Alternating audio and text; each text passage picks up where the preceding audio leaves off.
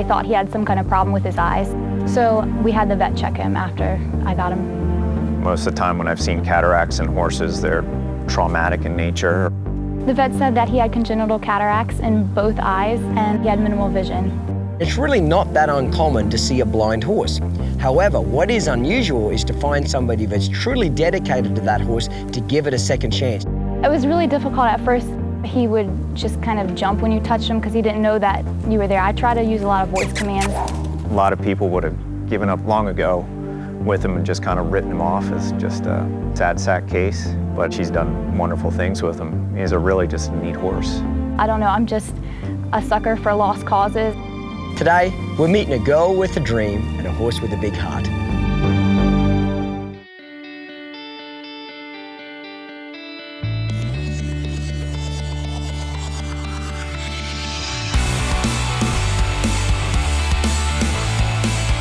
I'm Clinton Anderson, and I have a method for training horses.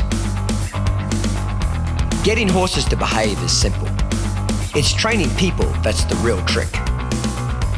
Join me as I tackle some of the most challenging situations with problem horses and with problem owners.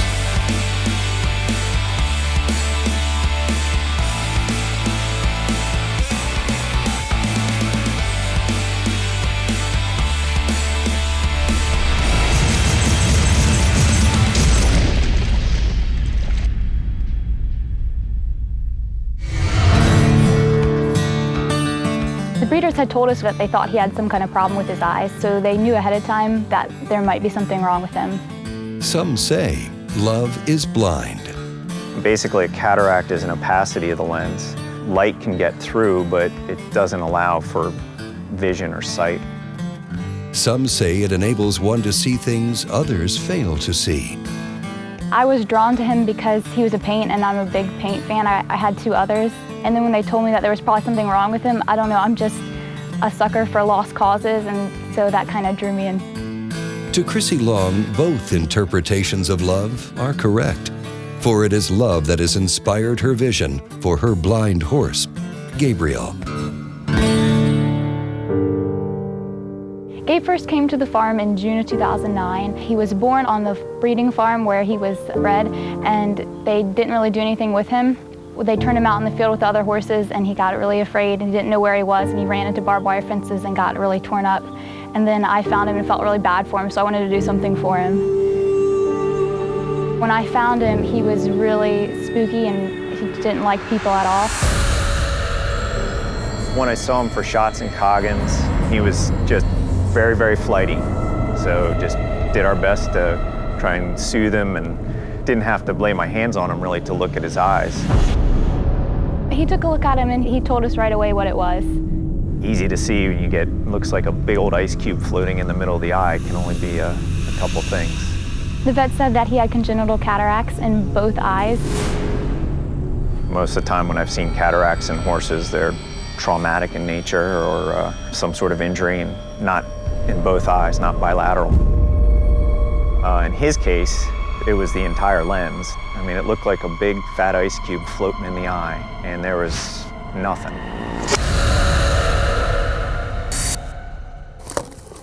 Not blind to her paint shortcomings, Chrissy knew she needed help. In the beginning, the other horses really picked on him, I guess because they knew something was the matter with him and he couldn't really defend himself. So what I had to do was I got my older horse, Zeus, and he would follow Zeus around, and that's how I'd get him from place to place to start off with, because I couldn't really get my hands on him. The first time I ever threw a rope over his back to desensitize him, he got loose from me and ran across the field, and I couldn't catch him for a while. Clinton's method helped me a lot because I learned how to approach and retreat and just get him used to people. Slowly, surely, Gabriel began to respond to Chrissy's consistent effort. I'm really impressed with anybody that's got determination and drive, especially in a young person. And she really did with this horse. She never gave up on the horse. She kept trying every day. With a sighted horse, when you ask him to lunge, they go off a lot of your body language. But with Gabriel, because he couldn't see in the beginning, I'd ask him like I was supposed to, but then I'd use my voice to tell him to go, and then I'd tell him with a stick. So he kind of caught on to going right off the feel of the halter, not necessarily like my arm in the air. He got to where he went from being totally spooky and reactive to dead quiet lazy horse. It was just basically following the method that helped me get him to where he is now, where I can stand on his back and all that kind of thing. He still has cataracts, but they're much more focal in nature. And he now has what is called a menace, which is the reaction to blink or shy when something looks like it's coming at your eye. It's a reflex. He never had that before when I first met him, so looks like we got a little lucky. It's a real testament to her sort of dedication and persistence. She's done wonderful things with him. He's really just a neat horse. Watching Gabriel's progress on Clinton Anderson's method really showed me that it does work, because he went from not being able to touch him at all to being able to ride him and do everything with him like a regular sighted horse. Most people would have given up on her horse. Most people would have thrown that horse out into the pasture and forgot about it. But she had guts, determination, talent, and drive. And when you add all of that up, she got amazing results with the horse, mate. That's what we're going to see today.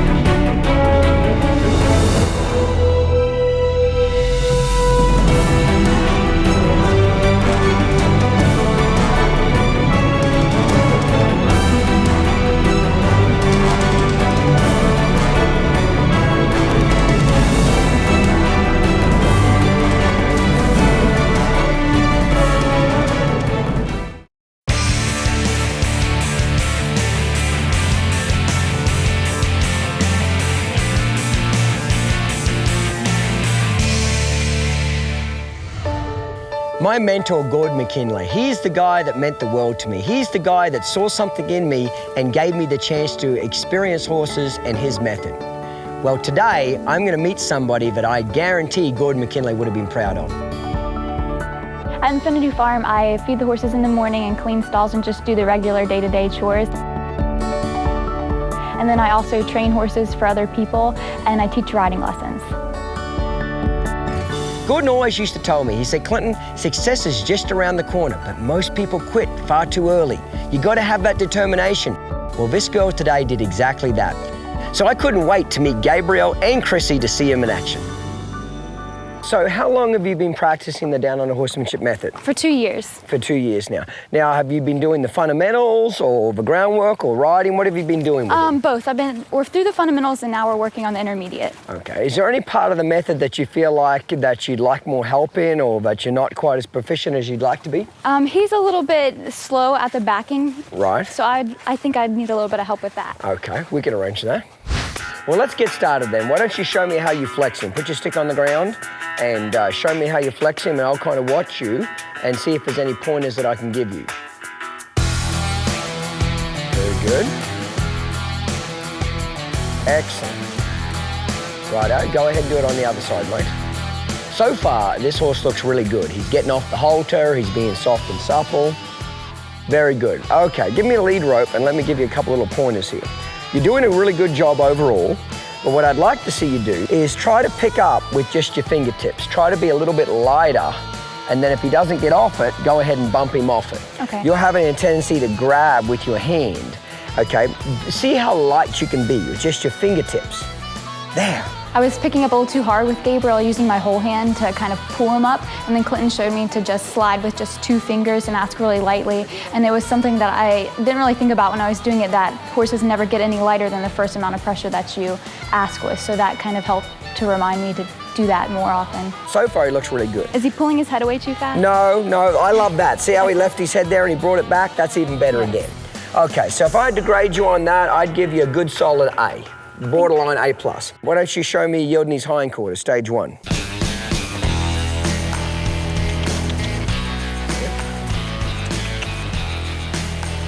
Now, you've been clucking because he couldn't see you that well? Yes, and also he goes a lot off just the feel of the halter. Like sometimes I don't even need to use the stick, I just do it to stay in good practice for when I work with other horses. But he's pretty good about just going off the feel of the halter. Well, he probably when he was having trouble seeing, he had to rely on the feel more than the look. The method works really well for horses that are blind because it relies on the pressure and release system.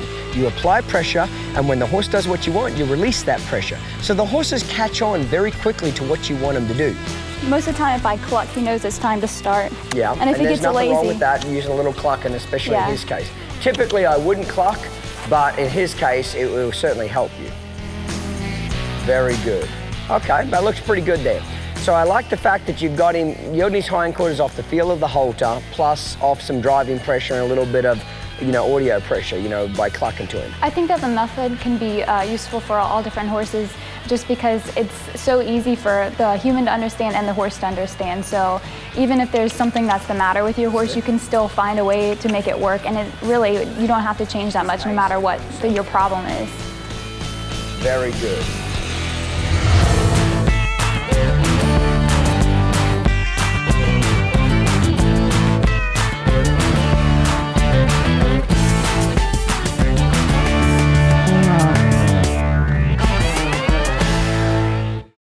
Step up your horsemanship with the Clinton Anderson method. Now available in a complete set. Fundamentals starts you on your journey to ultimate control. As you learn to communicate with your horse, earn his trust and respect, and gain control of his body. Intermediate opens the door to ultimate performance as you build on your knowledge to create a safe, willing, and supple partner you control with a feather-light touch. And now, all new, advanced, delivers ultimate inspiration to fine-tune your application of the method and reach the highest level of horsemanship. Clinton Anderson offers you the ultimate collection of his wildly popular training method kits at a packaged price.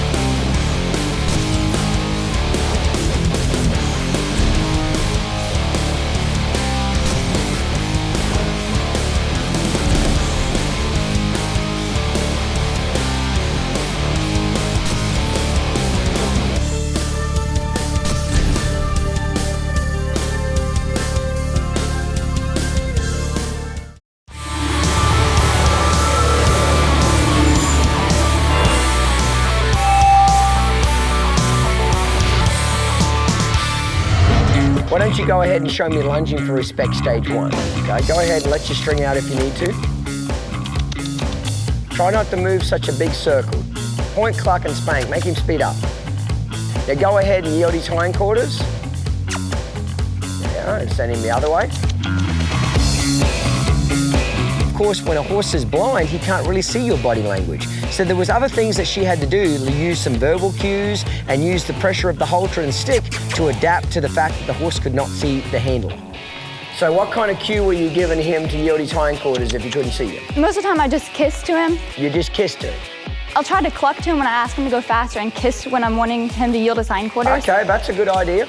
Speed him up there a little bit. Point, cluck, spank him on the butt there. Come on, speed him up. There you go. He's got a little bit of a kind of attitude there that he needs sped up there, okay?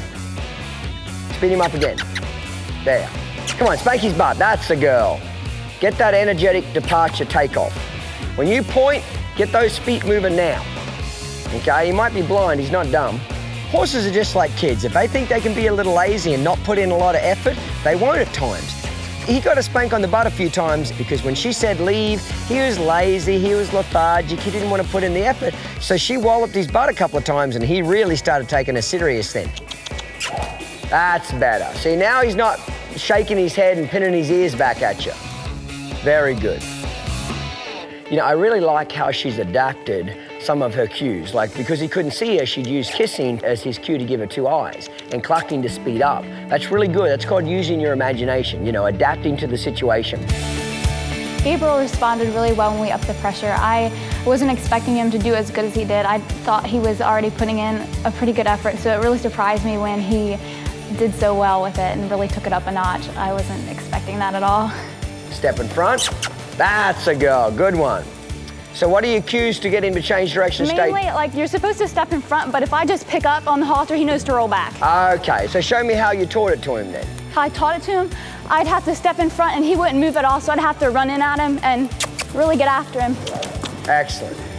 That's good. To get Gabriel to change directions during lunging, I would use more of like the feel of the halter, so that way he could, since he can't like really see body language, like when you step out in front of the drive line. Now you kind of woke him up a little bit, so I like that point. Okay. Don't let him go around there kind of shaking his head at you, kind of, you know, half kind of getting a little surly with you. You know, make sure his ears are pricked up and he's wanting to move those feet. Okay, get those feet moving, move those feet. Remember, energetic feet means an energetic mind. This little horse did a lot better once we kind of moved him on. We had to spank him on the butt a few times and get him moving. What's going to stick in my mind after today is Clinton saying he's blind, not dumb. And so I kind of baby him a lot because he might have an impairment, but I really shouldn't. Righto, mate, why don't you show me yield the forequarters? Show me how you yield his forequarters. So you're clucking to him a little bit? Yes, I cluck to get him to start, and then he just kind of knows that until I start rubbing him, he has to keep going. Ah, okay. Righto, then. Gets a little lazy there, don't be fighting to bump on it. He can feel that, remember? So you might not be able to see real good, but he can feel you. There you go, now rub him to a stop. So how I would brighten that up a little bit if he's a little lazy there is I would cluck and then tap him. Tap him. And when he hears that cluck, he's got to brighten up just a little bit. Okay. Let's try that again. Whack. That's it, cluck again. Whack. A lot harder. Cluck. Whack! With some repetition, if your horse has half the brain, he'll figure out when you cluck to him, he better move those feet. But if you cluck and you don't see that horse's feet dramatically speed up, you have to do something about it. Remember, make the right thing easy and the wrong thing difficult.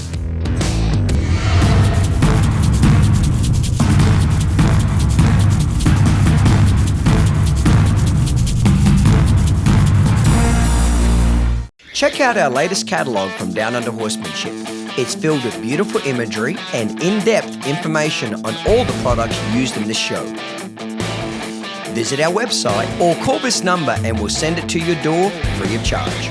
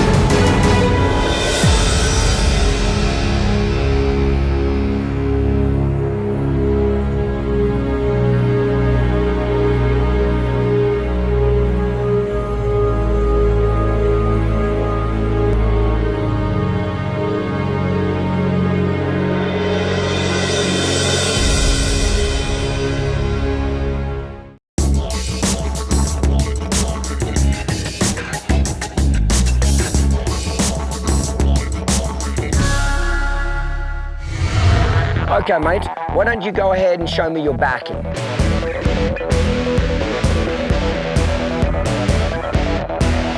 I was having some real trouble with the backing exercises, so I was hoping Clinton would be able to help me with that because I just couldn't quite seem to get it right.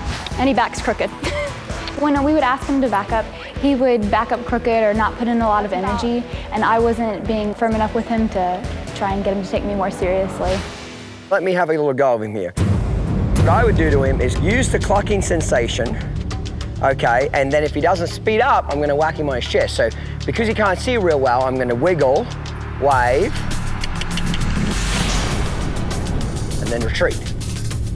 I'm gonna wiggle and whack him. There. Now that time, I didn't whack him because I felt like he put some effort into his feet. I think Gabriel probably wishes that Clinton hadn't come up with this program because he just wants to sit and be lazy and not doing anything. His expression when Clinton was working with him, it was totally different than when I work with him. When he goes crooked, bump his head. I'm gonna yield his butt here. In his backing, he did need me to whack him on the legs a couple of times with the stick because, again, he wasn't putting enough energy into it. He was being a little lazy there. He knows better. So I corrected him and say, hey, come on, give me that 100% try. He was only giving me 60%, and that horse is capable of 100%. Oh, I like that. There. That's 100% better. There. So what do you think was the biggest difference between what I was doing and what you did? I went way too easy on him and didn't expect enough out of him. Right. Now, what you were expecting out of him was fine in the beginning, but he's beyond the concept stage now. You know, he knows how to do this exercise. Okay? So you want to get him better, well, he's got to put in more effort to get that done. Wiggle, wave. There, I like that. So I wouldn't ask him to back up like miles and miles every day, but one quick backup step today will turn into 2 tomorrow and then 3 the next day. Backing up, just plain and simple, gets your horse respectful. It gets him to move out of your personal space. It gets him to use the thinking side of his brain. The more you back your horse up, the more respectful they'll be, the more they'll listen to you, the better they stop, and the better they're aware of your personal space. Put the horse up against the wall so that when you're backing, if he backs and bumps his butt onto the fence, that's his problem. He'll eventually learn to back straight. So where's his butt right now? It's going to the right. Pull his head this way. Pull his head towards his butt. That's it. Pull his head towards his butt. There you go. There's certainly some difficulties when doing the sending exercise because the horse didn't have very good vision. In this exercise, it teaches the horse not to feel trapped and claustrophobic in a narrow space. Yield. The main thing the horse had to rely on is the feel of the halter. When she would point up high with her hand and the horse would feel that pressure of the halter, he had enough respect to follow that feel. There you go, yield. Okay, did you notice a little difference in him? Yes, he took me more seriously. He took you a lot more seriously, didn't he? You're obviously a great inspiration to a lot of people out there, how she's followed the fundamentals method, she's put the time into a horse, and she's getting extraordinary results. I'm very proud of you, mate. Thank you so much for helping. Chrissy had the heart and the determination. Her horse had the try and the willing attitude. When you put those two together, you really can't go wrong. If you'd like more information, mate, on any of the products you've seen on today's show, click on our website at downunderhorsemanship.com and we'll send you a free catalog, mate.